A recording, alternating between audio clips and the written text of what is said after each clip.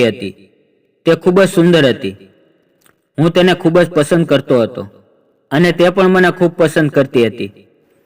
એક દિવસ ઘરે આવ્યો અને ત્યારે હું ઘરે એકલો હતો અને મોકો પણ સારો હતો.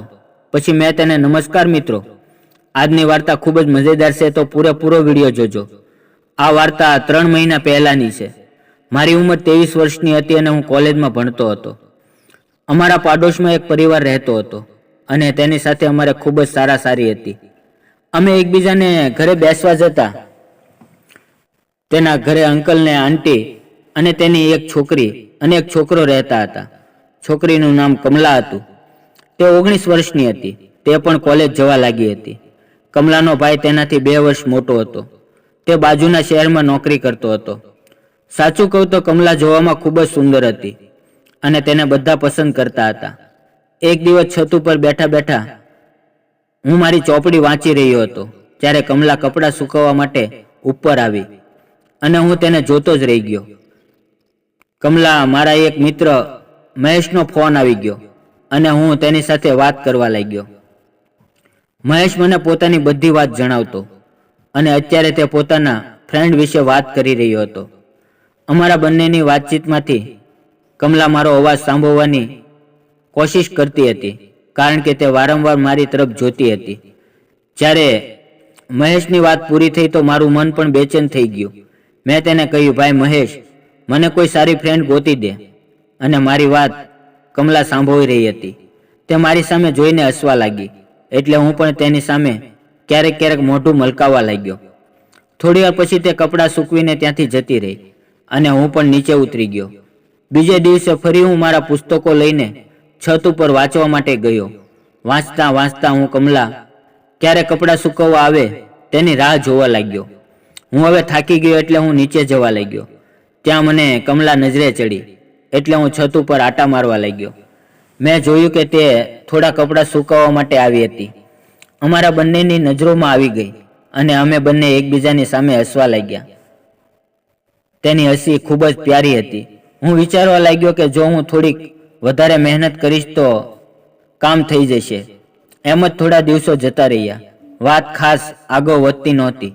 હું વિચારતો હતો કે હું તેની સાથે વાત કેમ કરું. 1-2 દિવસ બપોરે હું એકલો હતો અને ઘરે કુલર ચાલુ કરીને બિયર પી રહ્યો હતો. મારા પપ્પા ઓફિસે કામ ઉપર ગયા હતા અને મારી માં પાડોશીને ત્યાં સત્સંગમાં ગઈ હતી. ઘરમાં મારા સિવાય કોઈ નહોતું.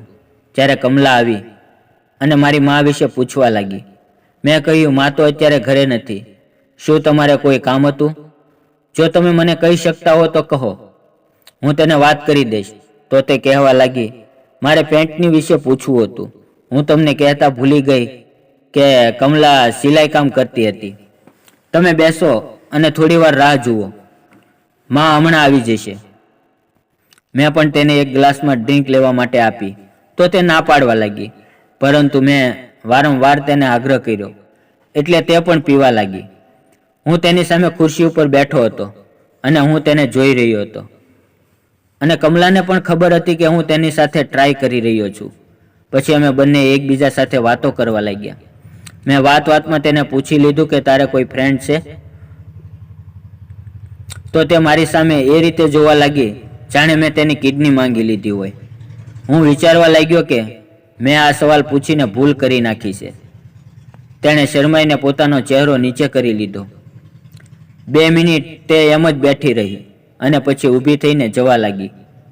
જતાં જતાં કહ્યું, હું પછી આવીશ, અને તે ઘરેથી જતી રહી. પછી 2-3 દિવસ તે મારી સામે જ ન આવી. 3-4 દિવસે તે છત ઉપર આવી.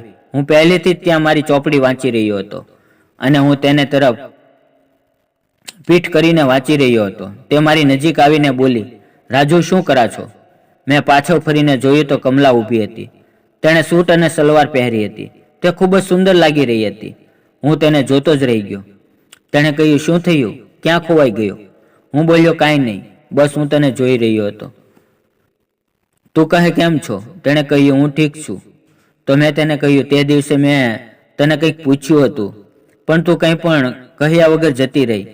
તે બોલી, તે શું પૂછ્યું હતું? મેં કહ્યું, શું તારે કોઈ ફ્રેન્ડ છે? આજે ફરી વખત મારી વાત સાંભળીને તે શરમાઈ ગઈ અને પાછી જતી રહી. મને સમજાતું નહોતું કે હવે મારે શું કરવું જોઈએ. એક દિવસ મારા મમ્મીએ અને મને કમલાને ઘરે થોડોક સામાન લેવા માટે મોકલ્યો. હું જ્યારે ત્યાં ગયો તો ઘરે કોઈ નહોતું. કમલા એકલી હતી. મેં વિચાર્યું કે આજે સારો સમય છે. આજે હું તેને બધી વાત પૂછીશ. મેં તેને પૂછ્યું, આંટી ક્યાં ગયા છે? તેણે કહ્યું, તે બજારમાં ગઈ છે. મેં કહ્યું, સારું, થોડું પાણી આપને. તે મારી માટે પાણી લઈને આવી. મેં પાણી પીતા પીતા ફરીથી તેની સાથે તે દોસ્તવાળી વાત કાઢી અને આજે તે ગુસ્સામાં આવી ગઈ અને બોલી, મારે કોઈ દોસ્ત બોસ્ત નથી. તેની વાત સાંભળીને ખૂબ જ ખુશ થઈ ગયો. હું વિચારવા લાગ્યો કે તે પણ સિંગલ છે અને હું પણ સિંગલ છું. તે દિવસ પછી કમલા મારી સાથે ખુલીને વાત કરવા લાગી અને આ સિલસિલો કેટલા દિવસ સુધી ચાલ્યો. હું એને પસંદ કરવા લાગ્યો, પરંતુ તેને કહેવાથી ડરતો હતો. જે તે કોઈને બતાવી દેશે તો મોટો બખેડો ઊભો થશે. કમલાને જોઈને એવું લાગતું હતું કે તે પણ મને પસંદ કરતી હશે. પછી એક દિવસ મારા પરિવારના બધા લોકો મારા મામાના ઘરે ગયા અને કમલાને પણ તે ખબર હતી કે આજે મારા ઘરે કોઈ નથી.